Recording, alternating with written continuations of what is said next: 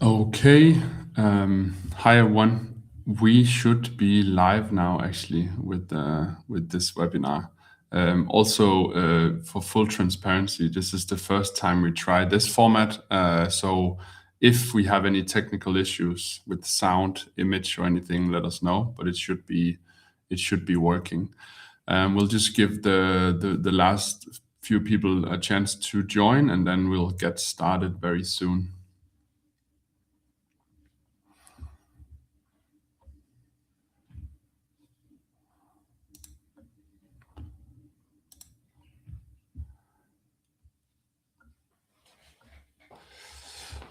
All right, let's jump into it. So the presentation should be on the screen as well, and as you all know, hopefully today we're here to talk about advertising, and more specifically, advertising for experiences and tours and events and so on. The title of the presentation or this webinar is Stop Wasting Ad Spend, because that is what we see quite a lot, and we believe we can help you avoid that and instead get a lot of profit from it and a lot of additional bookings from advertising. So that's the topic for today, and excited to dive into the theme with all of you. And obviously, you have the chat on your right hand side. We'll monitor that as well. So just post if you have any questions or anything is unclear. Just have comments in general, and we'll keep an eye on that as well. Also, just let us know where you're joining from. That's also very interesting for us to see. Good. So moving on to a quick intro, a quick hello. My name is Lasse, Lasse Kjær, more specifically.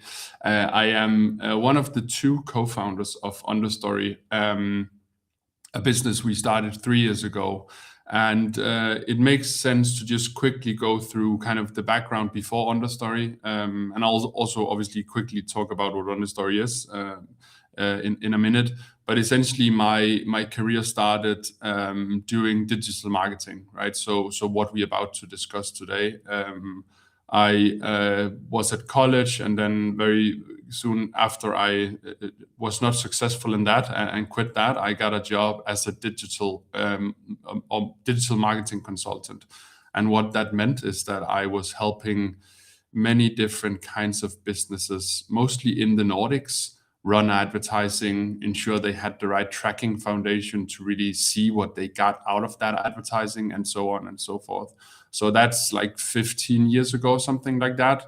And that was kind of my start of getting into the world of, driving more traffic, more conversions, in this case, in the form of bookings. Then after that, with my current co-founder as well, Lars, I've started a company called True Story, and True Story is now the largest marketplace for experiences, focusing on local experiences for local people in the Nordics, meaning Denmark, Sweden, Norway, and now actually also Germany. So that's a marketplace we started, I think, more than 10 years ago, that still exists, and that we sold 3 years ago as well. And then that kind of ends up with Understory, the company that we started 3 years ago. Understory is now a business with roughly 60 people in it, all very, very obsessed about experiences, to be very honest. What we think about every day and work with every day is experiences, and how we can help our customers across many different markets get more bookings, get more time, really, and just build a better and more thriving business. And ultimately, that also ends up with our customers leading better lives, essentially. So really have strong kind of feelings about that topic with all the experience we have. And the whole idea of this product, this operating system, came from our experience with the marketplace. We just saw how much a really, really strong, booking system, but also payment solution and marketing solution was needed. And we decided to build that ourselves. So that is what Understory is today.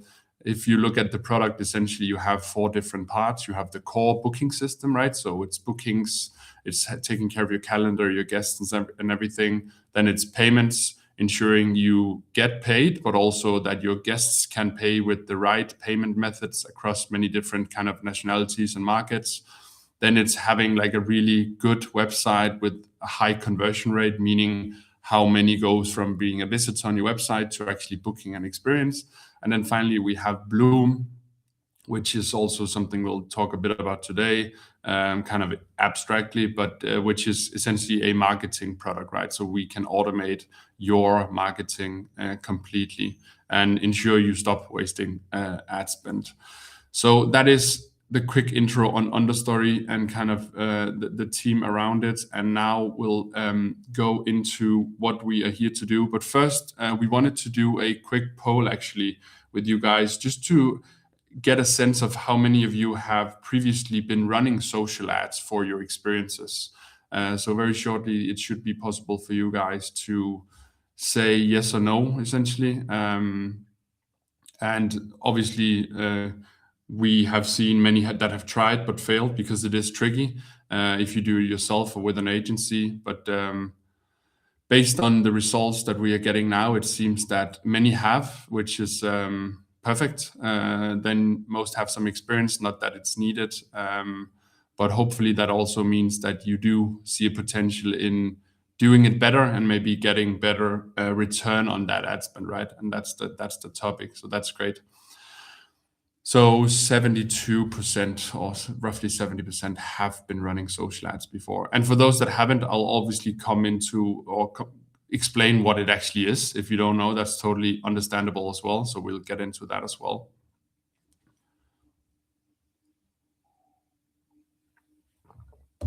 Perfect.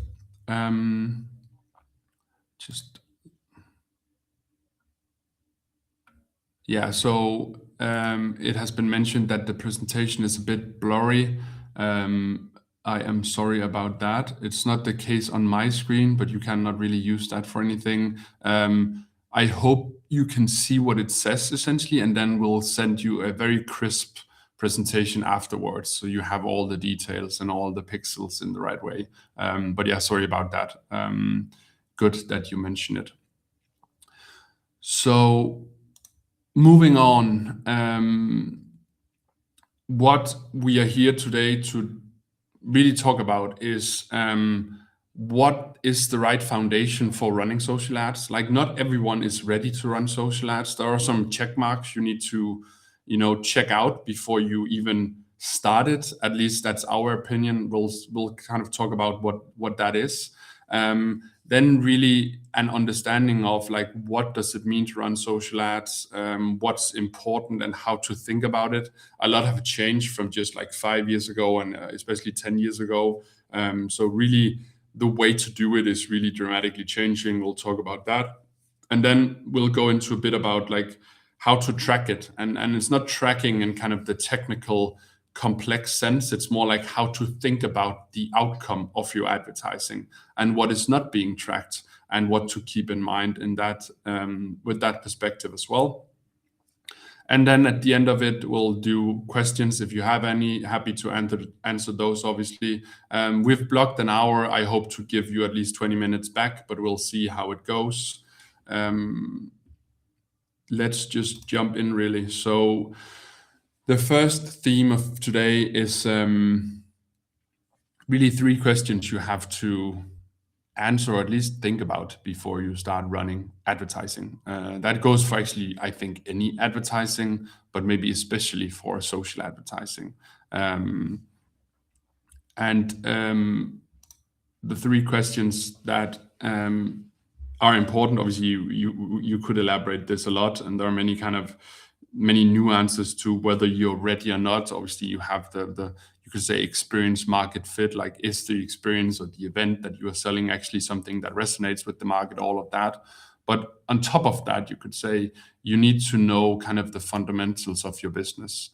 So you need to think about and know what you earn on each booking, right? Like how much money is actually left when you've paid kind of the cost you have to run this experience. That's very important because that determines what you can actually pay for booking. What are you willing to pay to get more bookings and acquire more guests, essentially? Then on top of that, it's also important to think about the difference between like just the cost of a tour and then the marginal cost of one more seat being filled, right? So it might be that you have a kind of fixed block of cost to run a tour or an event or whatever it might be. But then it actually might turn out that for every single guest after, let's say, 5 guests, the marginal cost isn't that heavy, really. And that means that you could actually spend more to fill those kind of remaining seats. And it might be okay to go up in kind of what you are paying to fill those seats. So that's also very important. It might also be that you have, let's say, a cooking class where kind of the groceries and everything that comes into that experience is very expensive for every single person. And then the situation is maybe a bit different. Where if you're doing like a walking tour and it doesn't matter if you have 15 or 25 guests walking with you, then it's a different situation, right? And then your conversion rate, really. So understanding before you start, when you get 100 visitors to your website or your booking page, how many turns into bookings? And what is kind of the baseline? So is it 2%? Is it 4%? It's normally within that range. So let's say 2, 1.5 at the bottom, maybe 6 for kind of best performers. But it doesn't really matter like what others have of conversion rate, but really what your baseline is and how we can improve that, because it means a lot. So you can spend money on driving more traffic in, but if you can also increase your conversion rate at the same time, it really compounds a lot. And kind of the return on the ad spend you have really becomes dramatically higher. So that's very important to think about as well. So that's the 3 questions that some of you might already know it kind of in your sleep. Others might have to look a bit at data and kind of go a bit more into it. And obviously very happy to help you out with that if needed. So the idea, at least how we think about advertising for experienced businesses, is that we are kind of, you could say, channel agnostic, right? We don't have strong opinions on whether OTAs or marketplaces is a bad or good thing. We don't know if Google advertising is a bad or good thing. We just kind of know how we think the business should be set up. And ultimately, the goal should be a business that thrives on direct traffic alone. Meaning that you should be able, ideally, and hopefully we can help some of you to get to that point, but ideally you should be in a place where you can switch off the marketplaces and the OTAs and kind of the third-party partners, and really still have a thriving business. And then those other channels might add the additional 20 or 30%, which is kind of cherry on the top, but it's not necessary for you to kind of make a living. So that's how we see it, right? Direct is your foundation. It should never be the other way around. What we not normally see, but too often see is that, customers and people we help has 80% of their traffic and revenue coming from OTAs that they cannot control. And they're very kind of, open and vulnerable for algorithmic changes and all of that. That's very dangerous, right? So you want to shift that around and have your foundation kind of being the main part. So your website, your guests, your data, and more importantly, actually your guest relationships. That is also a key part of it. You want to own the guest relationship and be able to send additional emails and all of that in as many cases as possible. Then the next step is booking site, right? So, Get Your Guide, local marketplaces, Viator, and so on. There's so many kind of different versions of this. We were running before, right? True Story in the Nordics, which is also an example of this. The good thing about these marketplaces is that if you use them in the right way, you'll end up with guests that you wouldn't have had anyway else if you weren't on those marketplaces. So that's really good, right? They do amplify your reach. They do get you in front of guests that you would not have kind of gotten in front of if not. Then the downside is obviously the price, right? And I hear a lot of kind of complaining and a lot of friction in the fact that these marketplaces and OTAs, they are charging 25 to 30%, which is steep. Just one second. Yeah. So I was just looking at the questions quickly. So just maybe quickly on OTA. Sorry about just using abbreviations and not explaining, that's always a bad habit. OTA stands for online travel agency. So Get Your Guide, Viator, and so on. Airbnb, for that sake, is an OTA. So OTA's marketplace is kind of the same thing, depending on how you see it. But yeah, the downside is obviously that you pay a lot of money for it, right? Or you pay a lot of commission. It's normally no cure, no pay, which is good. So you don't pay anything if they don't deliver bookings. But when they deliver bookings, you pay some cases 20%, maybe even 15 locally if you're really lucky, but then also all the way up to 30%. And that might sound a lot, and it is pretty steep. We'll get back to how to think about it. And then obviously the last part is partners, right? So there's so many other kind of external ways of getting bookings from like cruise ships, DMOs, destination management organization, marketing organizations, and so on and so forth, which is kind of the third layer that also can really benefit your business, but it should not be something that you are reliant on. On this note, and kind of with this simple outline, I would be curious to hear kind of what's your biggest source of bookings today, just to get a sense on the audience and where you get the most booking from. So a poll should be active more or less now. So again, OTAs, marketplaces, like for instance, Get Your Guide, word of mouth, just organic, your own website, just directly without really knowing where the traffic came from, phone or email, walk-ins, just people appearing at the dock wanting to have a boat tour, and then obviously paid ads, which is Meta, but also Google and so on.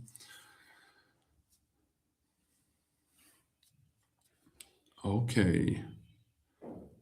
And you could say like your own website is kind of a catch-all. So I'm sure like that traffic, and that's on us. Obviously, that traffic is it comes from somewhere, right? So maybe, but in some cases you don't know where it came from, and then kind of the source is hard to say more about.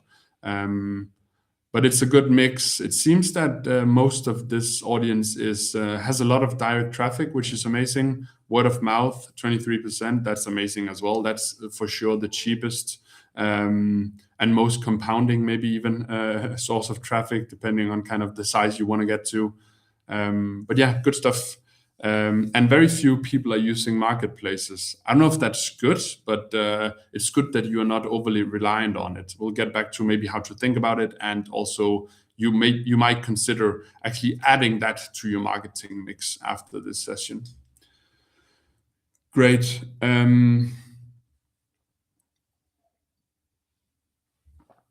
And that's actually the next point. So going back to what I mentioned before about commission, right? I hear a lot of kind of, and I totally understand the perspective. A lot of people, when I talk with them or when we talk with them across the team, talking about commission and marketplaces, and just like bluntly saying that 30% or 25% is just way, way too much, right? And it is a lot.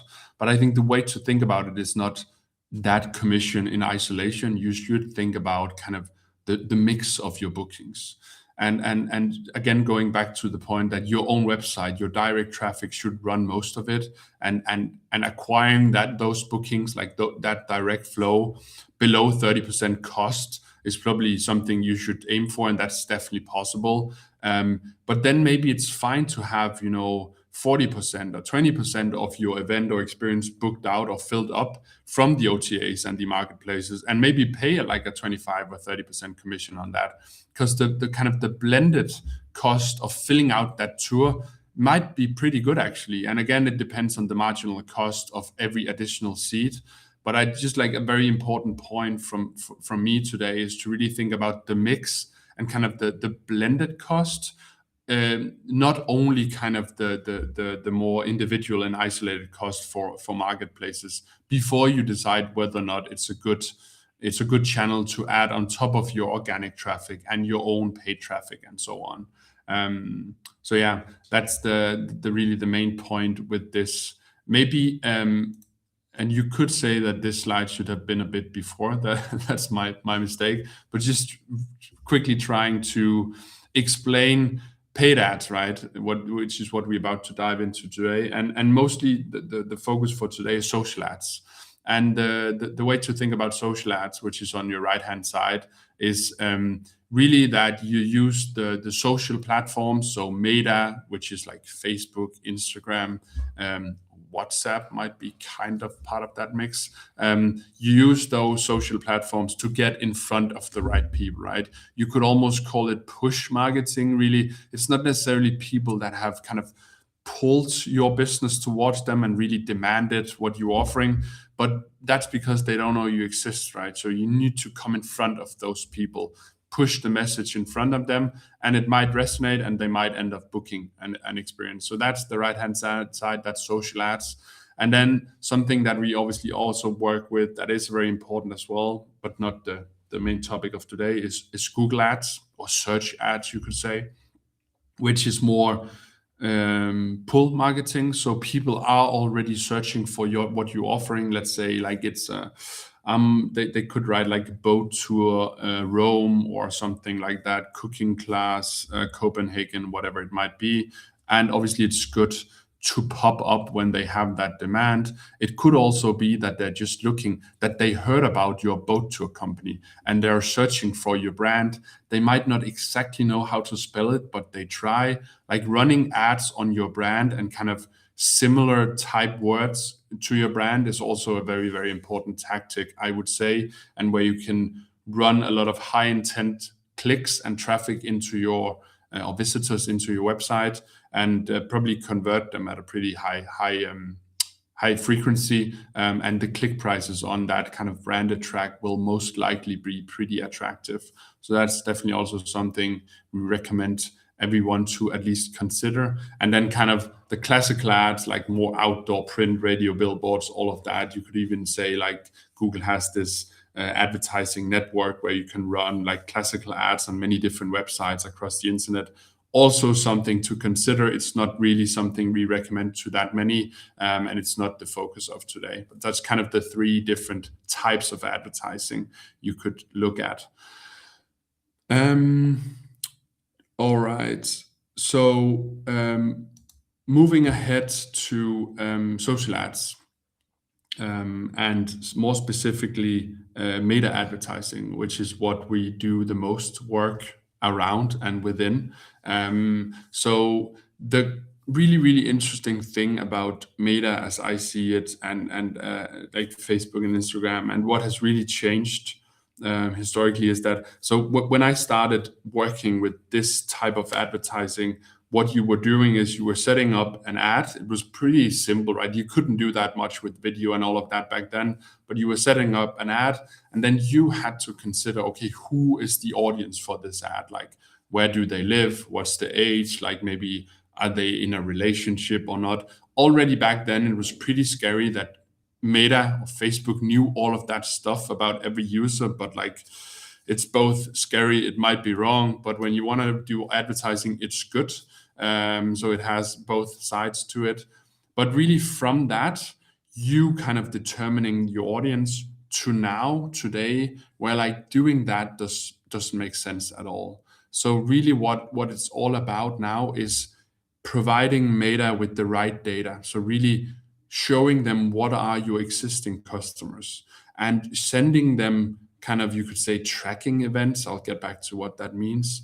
When like things happens that you want to happen, right? So when a booking happen, when people are signing up for your wait list, when they are buying a gift card, whatever it might be, you have to ensure that Meta knows about that. And then they can map that event with all the billions of users. And based on that, their algorithm learns like what is actually the right audience for you. And then essentially Meta does its own thing. And you just have to, that first part is pretty tricky, but when you succeed with that, you can lean back and Meta will ensure that you get in front of the right people. Then what's really critical when you get to that point is kind of your creatives, right? So the content. Meta advertising, besides having the right tracking setup and sending the right kind of feedback back to the platform all the time, is your creatives, your ads, right? So it's all about being creative. It's all about testing a lot. You definitely need more creatives and ads than you think. And that's obviously also something we have productized, something that we know how to really do at big volume, because you need to constantly, on a weekly basis, see what resonates. Then Meta will put more money behind the ads that works, and you'll test new ones and constantly try to beat the winner, essentially. And that's kind of really, really important today as well. And so, yeah, the key point is that running social ads has changed. It's pretty tricky to get started with if you don't know how to do it, if you don't know the mechanics of the algorithm. When you do that, it can provide a lot of value, and you can really, really get a lot of bookings, a lot of revenue, a lot of profit at a very, very attractive price. So the ROAS, the return on ad spend, can become really high if you have that foundation and you are doing it in the right way. If you don't know anything about it, we definitely recommend you to get help. Might be an agency. Obviously, now we have an offering doing the exactly same at a much better price. We'll get back to that. But it really doesn't matter who you use. Just like get help from someone that really knows how this platform works, and then you would probably see a lot of value from it. Yeah, just quick on kind of the pixel, which just says on the slide. That's really the small piece of code that you have to add. It sounds more complex than it is, but that you have to add on specific steps on your website and on your checkout flow, that ensures that Meta gets the kind of the feedback that it needs. And again, like, we are not in any way sending personal data back to it. It's more like kind of extract data that it can use to kind of learn your audience better, and with the right system, right? If you use Understory or some other similar system, that tracking foundation is already built into it. So in that, if you do that, it's very, very easy to make sure that tracking foundation is in order and set up as it should be.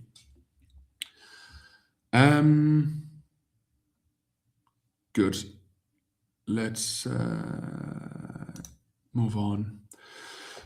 So let's move on to kind of a bit more details on how to set this up, how we think about it, also how we really set it up when we are doing this for customers with our products.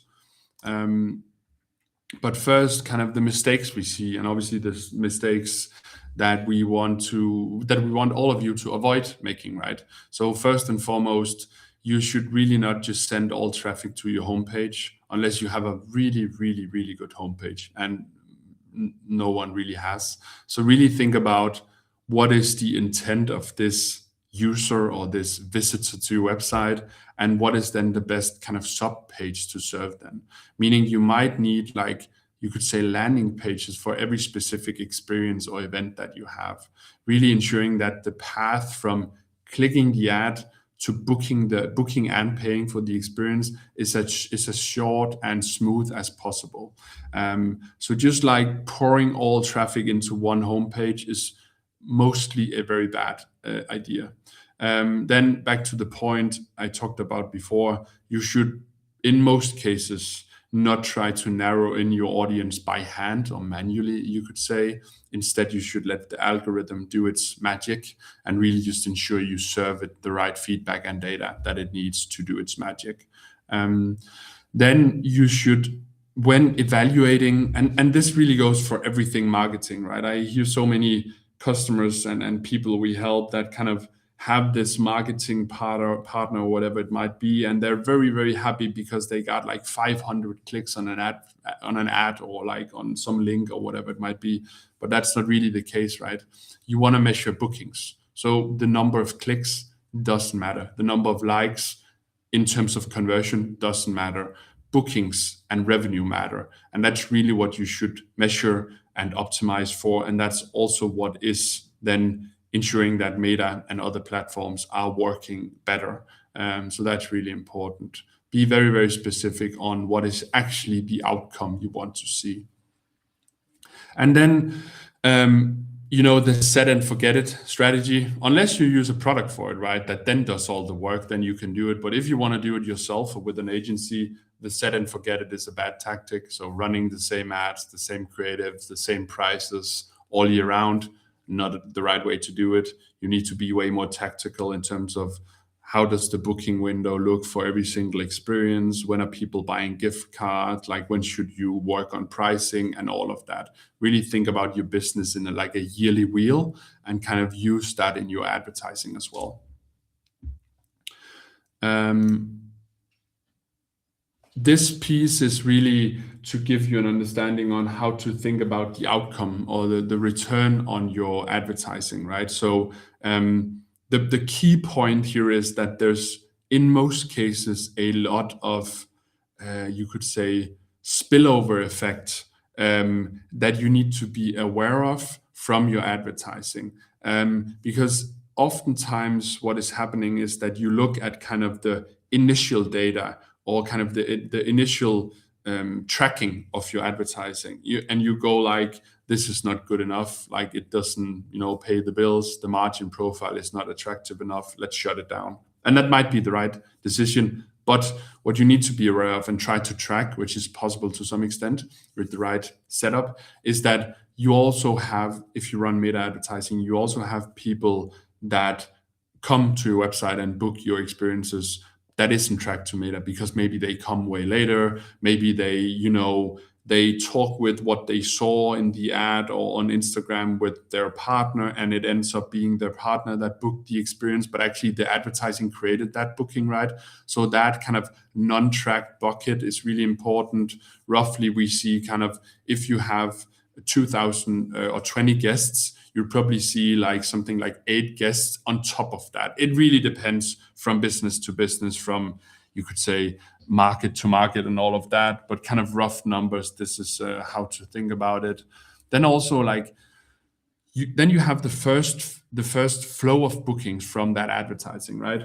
I'm sure you have experiences that really resonates with people and that they are completely happy to do again when they come back to your destination next year. Or if it's like a local experience in your city, they might go in 2 weeks with like a new pair of friends or whatever it might be. That's also very hard to track, but it happens. There are ways to do that to kind of get a sense of like your retention percentage, really like how many actually comes back. In this case, we've measured that 1 in 5 will come back. I think that's pretty reasonable for most businesses. We see many that have a way higher number than this, way higher frequency. But obviously, when evaluating your advertising spend and the outcome of that, the return on that, right? The retention, what that advertising creates, and kind of retaining effect and monetary value is very important. And then refer a friend. It might be that the guest you had and that you provided an amazing boat to for, that they don't come back. But like, you love to speak about experiences, right? The day after, the week after, that is kind of that is the topic when you meet with friends, what you did during the week, and you had this amazing experience, and you will leave an impression with friends and family. They might end up, again, going on Google, searching for the brand they thought they heard, find your Google ad, and go in and book your experience. That is also a spillover effect of that initial advertising, something you should consider as well. And then the profit center for many of you, something we all want, which is like groups, right? So corporate groups, companies going out and doing like team building with very low price sensitivity. What we see so often and try to track the best we can is really that, let's say you have a boat tour of 20 people. It might be that 2 of those people are working in like an HR department in some big company. It might be that one of them ends up booking you for the next team building event. You don't know that actually was created from your initial ad, but it happens so often. And that event and that booking is so valuable and so profitable, it might pay for that whole month of advertising, right? So very important to think about and try to track as well. So key point is that attribution, as we call it, which is the thinking and the tracking about what advertising or marketing actually created what revenue, is tricky. You will never get the whole truth, but you need to think about what is actually the truth and how that looks in your business. Something that is not part of this outline is gift cards, which is also very, very reasonable and something that we see a lot. Obviously, you need a good gift card solution for it. That should be part of your your system, right? But people love to gift experiences that they have tried on their own and that they want others to experience. That's my go-to, at least, and really gifting default, because it just makes a lot of sense. And that can also be created from like an initial ad that then created a booking and then created so much more. All right.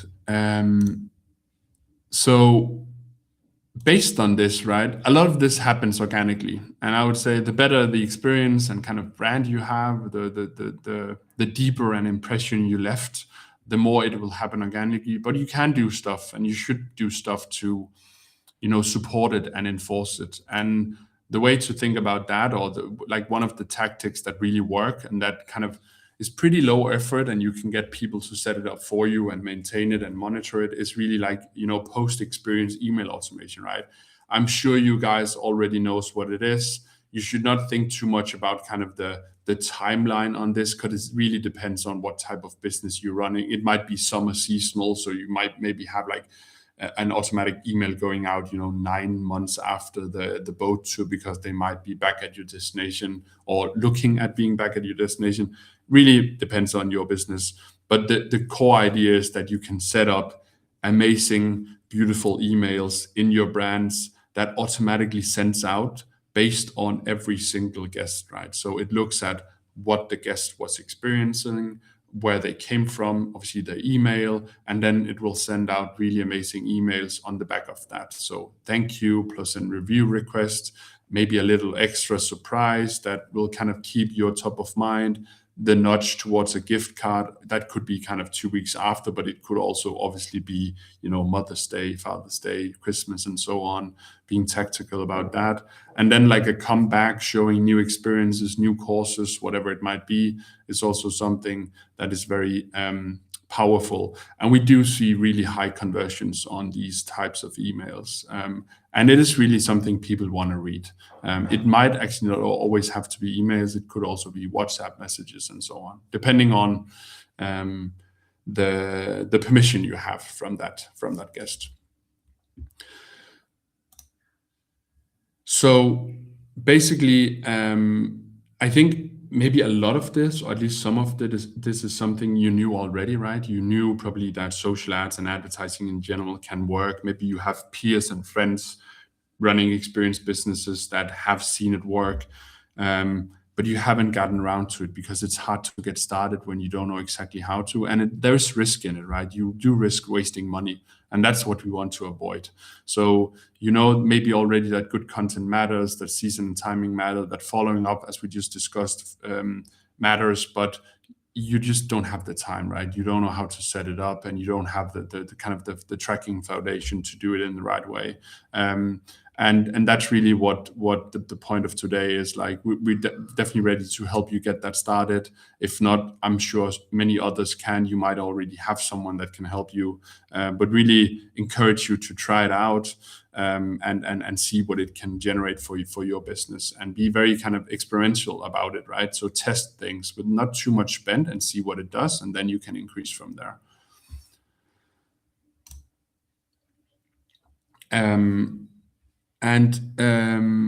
Maybe for the final poll of the day, I would say, but curious actually on the ones that do run ads on social media, right? So there was some, actually quite a bunch. What's your biggest challenge with running? Like, what have you seen so far, maybe making it not work? So there should be a poll ready for that now.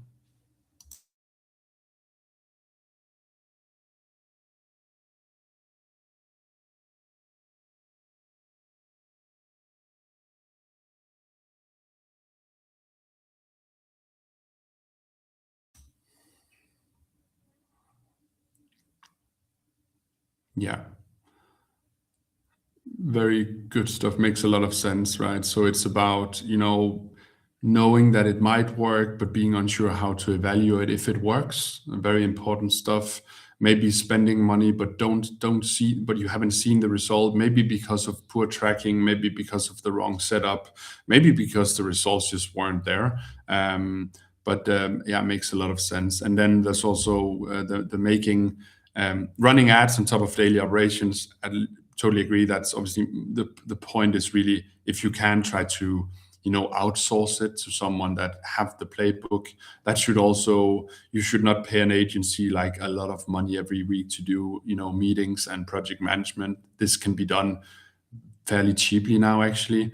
But that makes a lot of sense as well. And then obviously on the kind of making ads work with the small budget, you do need some budget, right? The kind our rule of thumb is, in most cases, that you should be able to spend, again, it really depends on kind of your business, but it's just kind of rule of thumb is that you should be able to spend 600 euros per month for the first 2 months to kind of get a sense of whether it might work or not, and then you can kind of expand from there. But it does require a bit of budget, but less than most expect. I think a point on that is also that with the right system and the right payment setup and with the right gifting product and all of that, you should be able to have a pretty strong cash flow from it, right? So you should be able to set up your advertising in a way where it can kind of finance itself, meaning you pay for the initial advertising, you get bookings and revenue for that, also like gift cards and all of that. You are getting paid out that revenue immediately. So not kind of the OTA model where you get it after an event, but immediately, even though the event might happen in 2 or 4 weeks or whatever it might be. And then that new money will pay for the event. You'll get obviously the money to pay for the event, your profit, but also to funnel more into the advertising engine. So hopefully it doesn't require too much kind of cash on hand when we make it work. So, and that's really kind of one of the final points for today. It's not really a promotion necessarily, but just kind of sharing what is now possible, really. So Understory, at Understory, we have this product which we call Bloom, and Bloom is really powered by the data we have, kind of using AI where it's really, really powerful, and not use it where it's just like a waste. But really like data, AI, and all the experience we have, and a really, really strong team only working on advertising every single day across markets. We have made it possible to run social ads, you could say automatically, right? With really, really strong results across most customers. And that's really, really interesting, and something like, obviously, our experience and the way we approach the market is important, but mostly maybe the technological shift is really something that enables this. And what it means, if we just forget about Understory for a second, is that you don't have to pay agencies a lot of money every month to like run advertising, right? You can actually get the right setup way cheaper now. And that's really something you should look into, whether it's Bloom, Understory, or someone else that have made the same or will make the same offering. So yeah, that's Bloom, and some numbers here on what we see. So I think the main point, without going too much into detail with our Bloom product, is that in average, every time our customers spend €1, they get €4 back in revenue. And that's revenue where you have the direct customer relationship. It's revenue you get immediately.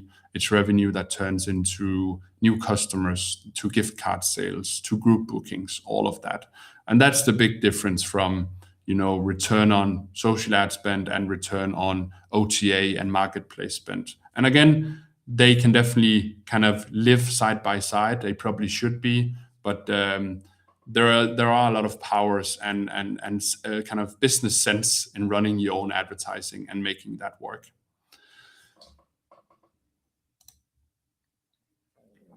So wrapping up, if you had to do one thing, or maybe 3 things, you should do this. You should get your numbers and tracking in order first, right? Going back to the questions you need to answer, like, how does your business actually look from a financial perspective? What can you pay for new booking? Very important. Then, set up your advertising in the right way, send your traffic to the right pages, Let the market, sorry, the social platforms find your guests. Stop doing manual kind of audience scoping. That's not the way forward in most cases. And then measure what matters: bookings and revenue, because bookings turn into events. Happy guests, that talks about you and creates new guests, right? That's what we are here for, and that's what it's all about.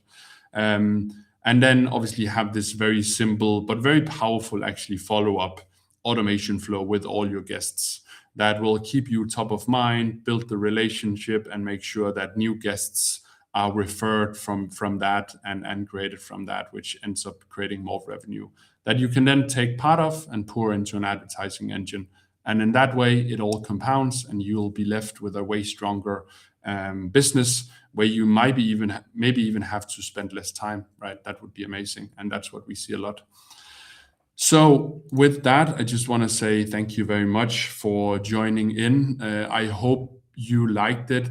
Again, this is the first webinar, right? So we don't know how to do this. We tried. I hope you liked it, but really would like feedback in any direction, right?